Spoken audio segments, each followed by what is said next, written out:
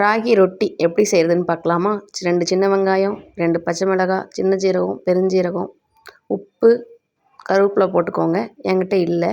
நல்லா கட்டியாக பிசைஞ்சு எடுத்துட்டு, இதில் என்ன பிரச்சனை அப்படின்னா, இதை தட்டி எடுக்கிறது தான் பெரிய பிரச்சனையாமே. இந்த மாதிரி ஒரு பாத்திரமோ இல்லை டிபன் பாக்ஸோ வச்சுட்டு, அந்த பாத்திரத்துக்கு பின்னாடி லைட்டாக எண்ணெய் தடவிக்கோங்க. தோசைக்கல்லையோ அந்த லேசாக எண்ணெய் வச்சுக்கோங்க. இந்த மாதிரி போட்டு எடுத்திங்கன்னா அந்த ரொட்டி செய்கிற பிரச்சனையே இருக்காது. ஒரு சிலர் வாழை இலையில வச்சு தட்டுவாங்க. ஒரு சிலர் பேப்பர் பாலித்தீன் பேப்பர் இருக்கு இல்லையா, அதில் வச்சு எண்ணெய் தடவி தட்டுவாங்க. அது அவங்களோட சாய்ஸு. இது இன்னும் உங்களுக்கு ஈஸியாக இருக்கும். ஒரு டிஃபன் பாக்ஸ் இருந்தால் கூட நீங்கள் டிஃபன் பாக்ஸை வச்சு ப்ரெஷ் பண்ணீங்க, அமுக்கி அழுத்தம் கொடுத்தீங்க அப்படின்னா ரொட்டியும் நல்லா வரும், செய்கிறதுக்கு ஈஸியாக இருக்கும். நல்லா பாத்திரத்தில் நம்ம லேசாக ப்ரெஸ் பண்ணி எடுத்தாலே போதும். பாத்திரத்தை விட்டு ஈஸியாக அது என்ன செஞ்சிடும் அப்படின்னா வழுகி விழ ஆரம்பிச்சிடும். இல்லை நீங்கள் லேசாக நம்ம இது பண்ணி விட்டாலே போதும். அந்த மெத்தடை விட இந்த மெத்தடை கொஞ்சம் நல்லா ஈஸியாகவே இருக்கும்.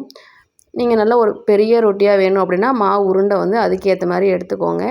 ஹெல்த்தியான கேப்பை மாவு ரொட்டி, எங்கள் சைடு நாங்கள் கேப்பை மாவும் சொல்லுவோம், கேழ்வரகு மாவுன்னு சொல்லுவாங்க. செஞ்சு பாருங்கள். செஞ்சு பார்த்துட்டு எப்படி இருக்குன்னு சொல்லுங்கள்.